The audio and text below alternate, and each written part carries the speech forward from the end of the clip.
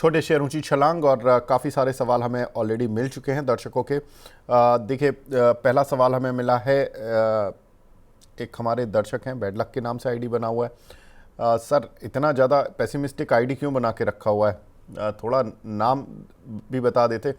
लेकिन share Adani green energy कब average करना है, अंशुल सर ये बता दीजिए। सर मेरी पर्सनल पोर्टफोलियो में मैं बाई सेल की सलाह नहीं दूंगा। कल भी गैप जोन ऑलमोस्ट टेस्ट हुई थी, आज भी टेस्ट करने जा रहा है। तो 877 911 की गैप जोन आती है। आई वुड एवरेज मेरे जो मतलब कॉल्स शॉर्ट रखे हैं मेरे, उनको बुक करके I would convert it to delivery में फिर, और यहाँ पे एवरेज करना पसंद करूंगा। ठीक है। हर्षित मंगल जी का सवाल है, एफकॉन इंफ्रा 414 की बाइंग है, प्लीज सजेस्ट करें स्टॉप लॉस और टारगेट। एफकॉन्स एफकॉन्स रिजल्ट है, आज है या आज ही आने वाला है रिजल्ट। तो एक दिन रिजल्ट का रिएक्शन देख लीजिए, क्योंकि जहां भी प्रॉफिट हल्की सी भी नीचे आ रही है, 8-10% गैप डाउन एकदम नॉर्मल बात हो गई है इस रिजल्ट सीजन में। लास्ट रिजल्ट सीजन में जिसकी मार्जिन बढ़ती थी वो तेज चलता था। ये रिजल्ट सीजन में थीम ये है कि हल्की सी भी मार्जिन या आपका प्रॉफिट कम हो रहा है तो बहुत तेज पिटाई हो रही। अगर वो रिस्क आप ले सकते हैं कि मतलब वो 10% गैप डाउन गैप अप वाली रिस्क ले सकते हैं, तो 395 का मेजर सपोर्ट प्रोटेक्ट हुआ है। एक बार बाउंस बैक करते हुए 425 430 तक जा सकता है। But broadly buying like structure है नहीं इस काउंटर में कि स्ट्रक्चर कोई बाई ट्रेंड हो या कोई अपमूव हो, ऐसा नहीं है। अंशुल जी, एनएसडीएल लगातार भाग रहा है, लिस्ट होने के बाद 14% आज भी ऊपर है। इसमें फ्रेश एंट्री ले सकते हैं क्या? अच्छा देखिए, प्रमोद जी पूछ रहे हैं। अनलिस्टेड स्पेस में बहुत महंगा बिका था, 1400-1500 के भाव तक बिका था। तो ये चीज मतलब एचडीबी के शेयर ने जो डेंट पहुंचाया था अनलिस्टेड स्पेस को, एनएसडीएल में आईपीओ नीचे आया जो अगेन एक सेकेंड ब्लो था, बट एनएसडीएल ने जिस हिसाब से रिकवरी ली है, वो वाला मार्केट भी संभला हुआ है। तो आई बिलीव कि उतने ऊपर तक गया है। जिसने अनलिस्टेड स्पेस में महंगा लिया था, उनके लिए परसों अपॉर्चुनिटी थी एंट्री करने की, क्योंकि पॉजिटिव लिस्टिंग हुई थी। और जैसा हम कहते हैं कि पॉजिटिव लिस्टिंग में 3 से 5 दिन पूरा जूस निकलता है। तो आप देखिए, पहले ही दिन डे हाई पे क्लोज हुआ 937। उस दिन भी हमने डिस्कस किया था कि 900 890 करीब का स्टॉप लॉस हमने डिस्कस किया था कि 890 का स्टॉप लॉस ट्रेल कीजिए। कल भी हमने 1000 के पास ट्रेलिंग स्टॉप लॉस किया था, तो आज भी ट्रेलिंग स्टॉप लॉस करीब करीब 1230 रुपए का आता है। 1230 के नीचे जाए तो फिर इसमें प्रॉफिट बुकिंग स्टार्ट होगी। तो जिसने अनलिस्टेड स्पेस में महंगा लिया और नीचे एवरेज किया है, मान के चलिए कि आपकी एवरेज अगर 1500 एकदम पीक पे भी ले लिया है, तो 900 के हिसाब से करीब 1300 1250-1300 रुपए आपकी एवरेज आती है। वहां तक स्टॉक पहुंच गया है। तो अगर उस हिसाब से एवरेज मिला रहे हैं तो थोड़ा थोड़ा प्रॉफिट बुकिंग करना स्टार्ट कर दीजिए। बट 1230 का स्टॉप लॉस जरूर ले लीजिए, क्योंकि 3 से 5 दिन में आज थर्ड डे है। तो अगर 2 दिन और चला तो बढ़िया 1400-1500 तक पहुंच जाएगा। प्रॉफिट बुकिंग आज से आना चालू हुई तो 1230 का आपका स्टॉप लॉस कट जाएगा। ठीक है, तो एक ट्रेलिंग स्टॉप लॉस लगा के आप इसको चाहें तो होल्ड कर लें 1230 रुपये का। तो ये एक इम्पॉर्टेंट चीज़ है जो कि अंशुल जी ने बताई। अगला क्वेश्चन मिला है हमें सुनील कुमार जी का, कैप्टी ग्लोबल। सर, 188 की बाइंग है, एक मंथ के लिए इनका व्यू है, क्या एडवाइस करेंगे? अच्छा देखिए, सीजीसीएल में परसों नहीं, मंडे को 4 मई को बड़े वॉल्यूम से चला था, 317% वॉल्यूम राइज था। और पूरा एक स्ट्रक्चर बना है जिसको हम रफली मतलब रफीली कह सकते हैं, बहुत कंफर्मेशन के साथ नहीं, बट रफली कह सकते हैं 133 डेज का कप एंड हैंडल पैटर्न है। बट ये कप एंड हैंडल पैटर्न में ट्रेड करना इसलिए नहीं पसंद करूंगा, ऊपर से 52 हफ्ते में 47% का करेक्शन हुआ और बाउंस बैक में कोई भी स्ट्रेंथ नहीं थी। बेस के अंदर अगर अप कैंडल्स पे बड़े इंस्टीट्यूशन वॉल्यूम रहे हैं, बीच बीच में बड़ी डाउन कैंडल्स भी रही हैं, तो ये क्लियर नहीं है कि डाउन कैंडल अप कैंडल दिखा के रिटेल को माल पकड़ा है और डाउन कैंडल में इंस्टीट्यूशन ने एग्जिट किया है, या ये खराब न्यूज वजह से या किसी वजह से हुआ है। बेस में वॉल्यूम बड़े हैं, बट दोनों साइड प्लस माइनस दोनों वॉल्यूम है। या तो डिसाइसिवली 200 रुपए के ऊपर टिके तो एकदम क्लीन कर देगा कि हाँ सेलर्स का वॉल्यूम एब्जॉर्ब हो चुका है, बायर सब कंट्रोल में है और ये स्टॉक ऊपर चलेगा। तो जब तक 200 के ऊपर नहीं आ रहा है, मैं स्टॉक को नहीं छेड़ रहा हूँ। बाकी जैसे आपका पैटर्न बना है, 200 के ऊपर आने की कोशिश जरूर करेगा स्टॉक। ठीक है। एक हमारी दर्शक हैं सुनीता जी, गुड मॉर्निंग बोल रही हैं। Good morning good morning ma'am, thank you so much और आपका भी दिन मंगलमय हो। अगला सवाल हमें मिला है सिद्धार्थ नाथ जी का।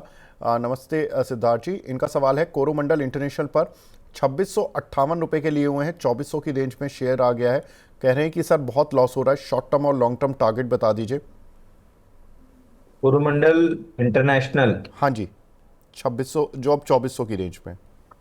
और सर इसमें एक ब्रेकआउट फेल हुआ है, ऊपर में 2550 का ब्रेकआउट दिया था, 2 दिन 3 दिन टिकाया, वॉल्यूम के साथ भी चला था, बट में भी मार्केट में इतना तेज प्रेशर आया जिसकी वजह से ये भी फिसल गया है। तो बेनिफिट ऑफ डाउट देना चाहिए स्टॉक को। 2300 रुपये आपका स्टॉप लॉस होगा क्लोजिंग बेसिस।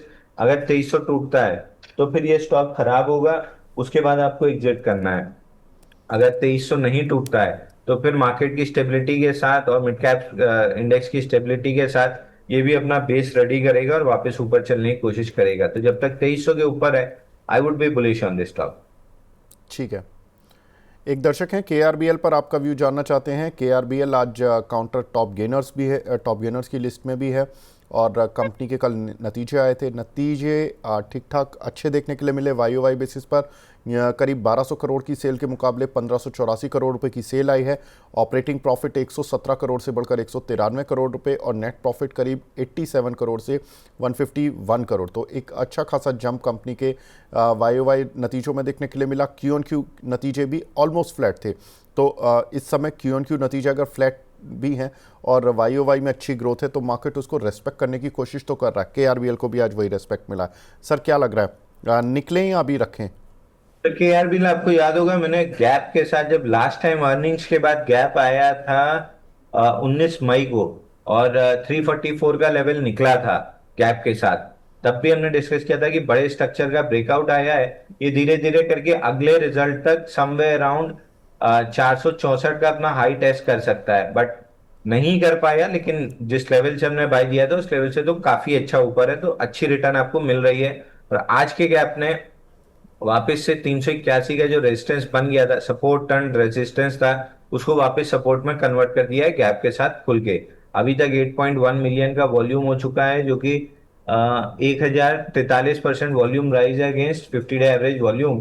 तो ये दिखा रहा है कि कहीं ना कहीं इंस्टीट्यूशन इंटरेस्ट अभी भी बना हुआ है। जो 464 का हमारा टारगेट है वो आराम से कंप्लीट होगा। तो केआरबीएल, एलटी फूड, इन पे आपको लॉन्ग रहना चाहिए। ठीक है। कुछ एक हमें सुपर चैट भी मिल रही हैं। आरती ड्रग्स 300 शेयर लिए हुए हैं 545 के, लर्नर के नाम से आईडी बना हुआ है, और अदानी ग्रीन इन्होंने 954 के। सर अदानी ग्रीन हम कवर कर चुके हैं, मैं आरती ड्रग्स पर आपका क्वेश्चन ले लेता हूँ। 545 के लिए हुए हैं आरती ड्रग। सर आरती ड्रग अपने वीकली मूविंग एवरेज का सपोर्ट लेने आए हैं, और 4 हफ्ते पहले बड़े वॉल्यूम अर्निंग जब आई थी, बड़े वॉल्यूम से ऊपर चला भी था। तो ये प्रोबेबली कंसोलिडेशन है जो अभी और चलेगी, but clear cut relative strength है काउंटर में। तो जैसे निफ्टी या मिड कैप इंडेक्स में या बैंक निफ्टी में रिवर्सल बनेगा और अप ट्रेंड कंफर्म होगा, इस स्टॉक में बड़ी तेजी बन सकती है, करीब करीब 600 रुपए की कम से कम। तो अभी थोड़ा सा मार्केट के प्रेशर में ये थोड़ा सा साइडवेज हो गया, बहुत नहीं गिरा है, क्योंकि अगर आप ओवरऑल रेंज देखेंगे तो रेंज ऊपर में 507 और नीचे 480 करीब की है, तो रेंज के अंदर ही चल रहा है। तो ये रिलेटिव स्ट्रेंथ है, मार्केट रिवर्सल पे स्टॉक 600 रुपए जा सकता है। ठीक है अंशुल जी, उस दिन जो हुआ हमारा शॉर्ट टर्म लॉन्ग टर्म वाले के चक्कर में, और दर्शक बड़े वो हो गए, आहत, उन्हें लगा कि पता नहीं क्या हो गया। अरे अभी तक वहीं अटके हैं सर, वो तो हम रात गई बात गई, इतना तो दिमाग में ही नहीं रखता हूँ। नहीं तो मैंने कहा कि भाई दर्शकों को बता दें ऐसा कुछ है नहीं, और कुछ कहना चाहते हैं आप उस पर?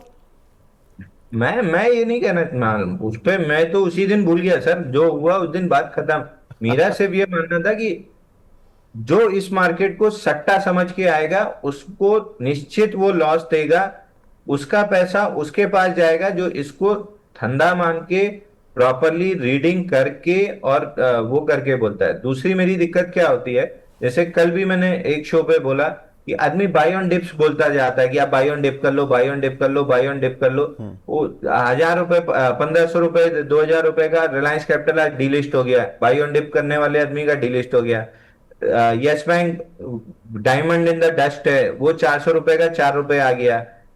Vodafone idea diamond in the dust था, वो 4 रुपए आ गया। तो पहले अपने टर्म्स करेक्ट कर लीजिए, बाय ऑन डिप नहीं होता है, बाय ऑन डिप के बाद जब फर्स्ट पॉजिटिव रिएक्शन होता है उस पर बाई करना है। दूसरा, लोग बोल के चले जाते हैं लॉन्ग टर्म। मेरे पिताजी के अकाउंट में एक स्टॉक पड़ा हुआ है, 100 शेयर अभी भी पड़े हुए हैं, जिसका नाम है नोएडा टोल ब्रिज। इसको ये बताया गया था 2008 में, मतलब न्यूज चैनल पे चिल्ला चिल्ला के बोला जाता था इसको तो 20 साल के लिए रख के छोड़ दो, ये अगला इन्फोसिस है, 10,000 लगाया है, 10 करोड़ बनाएगा और फलाना और ढिकाना। 10 साल बाद, 15 साल बाद मेरे पिताजी आज भी फेसबुक चलाना सिर्फ इसलिए सीखे थे कि उस आदमी को ढूंढ के पूछ पाए कि भैया लॉन्ग टर्म में कहाँ गया। आज भी नोएडा टेल ब्रिज के हाल आप देख लीजिए क्या है। तो आदमी लॉन्ग टर्म 2 साल 3 साल का बोल के तो निकल जाता है। मेरी गर्दन आप हर दूसरे दिन पकड़ लेते हो कि 2 दिन पहले आपने फलाना बाय दिया था, ढिकाना बाय दिया था। अकाउंटेबिलिटी नहीं है ना सर। तो मेरा उस पे था कि अकाउंटेबिलिटी सेट होनी चाहिए, और ये आपकी एज एन एंकर या एज ए गेस्ट मेरी नहीं, सबकी होनी चाहिए। इकोसिस्टम के हम सब पार्ट हैं। आप अगर ट्रेड कर रहे हैं, आप मतलब जो सुन रहा है इसको, अगर आप बाई बटन दबा रहे हैं, तो अगर आपने बाई बटन दबाने के पहले स्टॉप लॉस नोट नहीं किया तो ये किसकी गलती है? आपने पोजीशन साइज उस हिसाब से नहीं बनाई कि स्टॉप लॉस कटने पे केवल 1% आपके पोर्टफोलियो का लॉस होना चाहिए, ताकि आप 100 ट्रेड तक जिंदा रह सकें। 100 के 100 ट्रेड तो लॉस में जाएंगे नहीं। तो ऐसा तो होगा नहीं कि 100 ट्रेड लिए 100 लॉस में हो गए और 1-1% में पूरा कैपिटल वाइप आउट हो गया। ऐसा भी तो होगा ना कि आधे शेयर आपके प्रॉफिट में जाएंगे, आधे लॉस में जाएंगे। तो अगर 1% की रिस्क पर ट्रेड ली और 2% पर ट्रेड आपने प्रॉफिट कमाया है, आधे 50% सक्सेस पे भी आप अच्छा खासा पैसा कमा लेंगे। तो ये जिम्मेदारी तो आपकी अपने बच्चों के पैसे के प्रति तय होती है। मैं क्या बता के जा रहा हूं उसमें अपडेट देना मेरी रेस्पॉन्सिबिलिटी तय होती है। आप पूछ रहे हैं, मैं बता रहा हूं, तो आपकी रेस्पॉन्सिबिलिटी ये तय होती है कि अगर मैं नहीं भी आ पाया तो आप मुझसे व्हाट्सएप कीजिए, फोन कीजिए और मुझसे अपडेट लीजिए और लाइव शो में बताइए कि भैया तुम परसों नरसों आओगे लेकिन मेरे को अभी अपडेट चाहिए, तुम अभी मेरे को व्हाट्सएप पे बताओ, मेरा दर्शक पूछ रहा है। तो ये तो पूरा इकोसिस्टम है ना। तो बिल्कुल। इसको बिजनेस की तरह चलाना है हमको। अगर बिजनेस की तरह चलाएंगे तब जाके हम अमेरिका जितना बड़ा मार्केट कैप ले पाएंगे।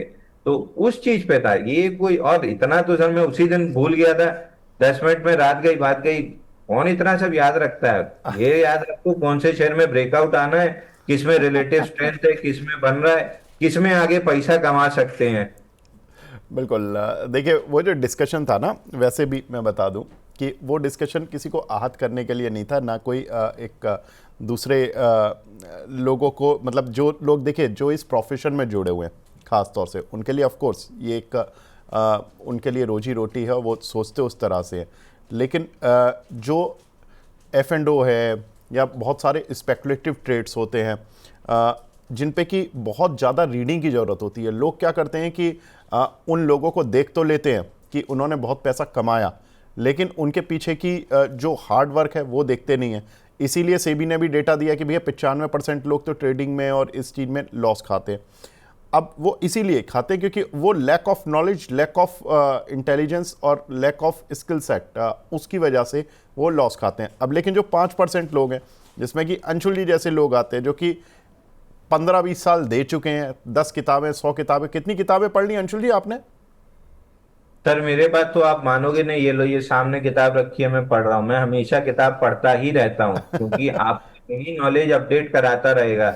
हाँ कल आपको मैंने मतलब पता नहीं यहाँ लाइव बोलना चाहिए नहीं बोलना चाहिए, कल आपको मैंने व्हाट्सएप पे पीडीएफ शेयर किया था कि हाँ डोनाल्ड बिल्कुल। ट्रम्प मैं की पढ़िए। नहीं पढ़ सकते हैं तो मैंने आपको ऑडियो बुक शेयर कर दी थी हाँ कि हाँ गाड़ी चलाते में ब्लूटूथ में लगा लीजिए, कम से कम सुनने मिल जाएगा। तो नॉलेज अपडेट करना, अगर आप नॉलेज अपडेट नहीं कर रहे हो, आप पढ़ लिख के या समझ के काम नहीं कर रहे हो, तो फिर आपने जो कहा था उसके साथ मैं 100% एग्री करता हूं कि आप सट्टेबाज हैं, आप सट्टा कर रहे हैं। आपका सट्टे का अंत वही होगा जो धर्मराज युधिष्ठिर का हुआ था, जो जुआ खेलने बैठे थे। तो जुए का अंत तो भगवान और देवता जो आए थे धरती पे वो उससे नहीं बच पाए, तो आप और हम कैसे बचेंगे? लेकिन धंधे की तरह करेंगे आप। भाई हम चावल लेके आते हैं, एक ग्रेन व्यापारी है, वो चावल लेके आता है किसान से और आपको बेचता है। ये स्पेंसर हो गया या जियो मार्ट हो गया, सब ये क्या है? ये भी तो ट्रेडिंग ही कर रहे हैं ना, एक जगह से लेके दूसरी जगह बेच रहे हैं। वो भी तो चावल लाते हैं तो अलग अलग क्वालिटी उसको अलग करते हैं। बासमती 150 रुपए किलो बिकता है, कनकी 80 रुपए किलो बिकता है, एकदम मोटा चावल 40 ही रुपए किलो बिकता है। वो भी तो ग्रेडिंग डिसाइड करके रेट तय करते हैं। तो हर चीज में रिसर्च तो होती है ना। अगर आप नहीं कर रहे हैं तो आपकी बात एकदम सही है कि जो ये नहीं कर रहा है वो सट्टेबाज है, वो कहते हैं लिक्विडिटी प्रोवाइडर। वो लिक्विडिटी प्रोवाइड करके जाएगा और उसकी लिक्विडिटी कौन लेगा? जेन स्ट्रीट जैसे लोग लेंगे, आप और हम जैसे लोग जो पढ़ लिख के रातों मेहनत करते हैं, रोज 700 800 स्टॉक देखते हैं, चार्ट देखते हैं, निकाल के लाते हैं, उसके बाद भी हम 60% सही होते हैं, उसके बाद भी हम 100% सही नहीं हो जाते हैं। इतनी मेहनत करके अगर मैं 60% सही हूँ, तो आपको क्या लगता है सुबह मुंह धो के ब्रश करके आप चले आए, कुछ भी ले रहे हैं, कुछ भी बेच रहे हैं, तो आप पैसा कमा लेंगे जेन स्ट्रीट जैसे लोगों से? तब तो भगवान आपका मालिक है। तो उस चीज पे था। और दूसरा सर, लोगों को फर्क पड़ा होगा, आपको तो पता ही है मेरा नेचर की कितना एग्रेसिव है। तो लोगों को लगने लगा होगा कि हम लड़ रहे हैं, बट आपको तो पता ही है कि जब मैं बोलता हूँ कितनी एक्साइटमेंट में आ जाता हूँ। वो मुझे पता है। और देखिए, मैं अंशुल जी को बहुत ही पर्सनल तौर पे जानता हूँ और बहुत ही साफ हृदय के आदमी हैं। और 10 साल से आप मेरे को जानते हैं, मेरे आपने मेरे छोटे भाई की तरह हैं। और मैं इनको बहुत परेशान भी करता हूँ, और ये मुझे कभी भी परेशान करते हैं। और जितनी हमारी बातें टीवी पर नहीं होती, उससे कम से कम 2 गुना बातें हमारी फ़ोन पर हो जाती हैं। और ये मुझे बहुत ग्रिल करते रहते हैं। ये ऐसे करना है, ये वैसे करना है। इन्होंने शैतानियाँ की हैं। खैर, वो कभी हम चर्चा करेंगे, उस पर एक अलग सत्र बिठाएंगे। दर्शकों के सवाल लेना भी जरूरी है। जितेंद्र सोनी जी का सवाल है रेमंड्स पर। अंशुल जी, 1858 के लिए थे रेमंड रियलिटी के लिस्टिंग के दिन ही 1049 में रियल्टी के शेयर सेल कर दिया। अब रेमंड लिमिटेड के शेयर का क्या करूं? 1 साल हो गया है रेमंड सर, में। रेमंड लिमिटेड में मेरे को कोई खास दिक्कत नहीं दिख रही है। 215 दिन का कैपिटल पैटर्न ब्रेकआउट था, उसके बाद से ये जो डबल लेग मूव जिसको हम कहेंगे, वेजिंग डाउन मूव है, मतलब डाउनवर्ड वेज बन रहा है, फॉलिंग चैनल भी कह सकते हैं, ये बन रहा है। इसमें एकदम वॉल्यूम नहीं है। और जो पूरा बेस बना था और बेस के बाद ब्रेकआउट बना था, उसमें बड़ा वॉल्यूम था। तो आई गेस ये थोड़ा मार्केट सेंटीमेंट की वजह से नीचे आया है। और इसमें कोई भी इंस्टीट्यूशन वॉल्यूम की सेलिंग मेरे को दिख नहीं रही है, मतलब इंस्टीट्यूशन ने जो बाई किया था, कोई भी इंस्टीट्यूशन निकल नहीं रहा है। तो धीरे धीरे करके रिवर्सल लेगा। 681 का लेवल है जो आराम से टेस्ट हो जाएगा। 681 पे टेस्ट होना है इसका स्ट्रेंथ, वो निकलना जरूरी है। अगर वो नहीं निकला तो फिर वीकनेस आ जाएगी, फिर इंस्टीट्यूशन भी बेचना स्टार्ट कर देगा। लेकिन 681 निकल गया तो स्टॉक में करीब 800 से 900 रुपए तक का टारगेट आराम से बन जाएगा। तो स्टॉक में मेरे को दिक्कत नहीं दिख रही है, चूंकि मार्केट करेक्ट हुआ है। आप देखिए ना, 4.5 5% निफ्टी करेक्ट हो गई है। और ये स्टॉक ऊपर से अगर मान लीजिए कि ब्रेकआउट पॉइंट इसका 720 था, वहां से भी 620 ही खड़ा है। कोई बहुत 15% की गिरावट है 5% के इंडेक्स पे। बाकी स्टॉक्स तो 30 30 40 40% खो देते हैं। तो in terms of relative strength भी देखेंगे, तो रिलेटिव स्ट्रेंथ इस काउंटर में क्लियरली बनी हुई है, इसलिए हमारी वॉच लिस्ट में है। जैसे ही मार्केट में रिवर्सल बनेगा, जिन जिन स्टॉक में रिलेटिव स्ट्रेंथ है, जिसमें एक रेमंड्स भी है, हम आराम से बाई देंगे। तो एक बार 681 तक का वेट कीजिए, वो निकले तो फिर आपको 800 और 900 दोनों लेवल मिलेंगे। ठीक है। एक सवाल हमें मिला है सैम का। ये जोमेटो में कुछ ब्लॉक डील हुई थी, जिसमें कि जो अलीबाबा था उन्होंने अपना स्टेक बेचा था, जिसकी वजह से काउंटर पर गिरावट भी आई थी। अंशुल जी, अब क्या लग रहा है आपको इस काउंटर पर? तो देखिए, 286 का ब्रेकआउट था, गैप के साथ अर्निंग्स के बाद पूरा पुल बैक लोअर वॉल्यूम पे लिया, और कल ये स्टॉक चला है मोटे वॉल्यूम पे। 680% वॉल्यूम राइज है। अगेन ब्लॉक डील की वजह से हो सकता है जो आप बता रहे हैं, बट नॉनदलेस चार्ट पे तो बड़े वॉल्यूम दिख ही रहे हैं, और उस जगह पे दिख रहे हैं जहां पे मूविंग एवरेज इसने टेस्ट किया था। तो अब अगर यहाँ से आपको लॉन्ग लेना हो, तो 286 रुपये सपोर्ट है। आप 280 या 285 कुछ भी पकड़ लीजिए। 286 के नीचे basically closing basis stop loss लगा के चलते हैं तो 340 का लेवल मिलेगा। लेकिन मैं आपको याद दिला दूं, जब ये 242 पे ब्रेकआउट दिया था, हम 286 और 310 के टारगेट डिस्कस कर रहे थे। तब भी मैंने कहा था कि मेरा इंटरेस्ट नहीं है स्टॉक के ब्रेकआउट को प्ले करने में, क्योंकि बेस में कोई बड़ा एक्यूमुलेटिव वॉल्यूम नहीं है। और सिमिलर चीज अभी भी है।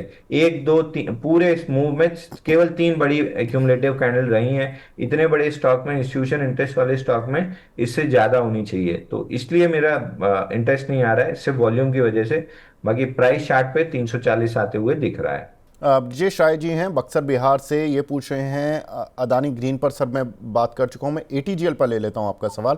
एटीजीएल और टाटा टेक पर इसमें स्टॉप लॉस क्या रखें दोनों में? और एटीजीएल इनकी 626 की बाइंग है और टाटा टेक 705 की, 6 महीने रख सकते हैं। इन दोनों पर आपकी स्ट्रेटेजी क्या होगी अंशुल जी? सर, पिछले 14 दिन में एटीजीएल नॉन स्टॉप, बिना किसी, मतलब एक आध दिन इधर उधर अपमूव हल्का सा मिल गया अलग बात है, बट 14 डेज 15 डेज की नॉन स्टॉप डाउन मूव में 13% करेक्ट हुआ है। कल हैमर बना है, आज हैमर के हाई के ऊपर चलने की कोशिश कर रहा है। अगर जरा सी भी मार्केट में रिकवरी आती है निफ्टी बैंक निफ्टी में, तो आप मान के चलिए कि स्टॉक में 50% रिट्रेसमेंट 620 है जो आराम से टेस्ट कर लेगा। वो निकलता है तो 651 तक भी आ जाएगा। तो I would be a buyer here. मैं अगर मैं आपकी जगह में होता, कल हैमर बना है जो क्लियर कट रिवर्सल कैंडल है, आज उसके हाई के ऊपर टिक रहा है, I would be a buyer here. अगर मैं यहाँ बाई करता तो मेरा स्टॉप लॉस होता 577 जो कल का लो है, और टारगेट में लगाता कम से कम 651 रुपए का।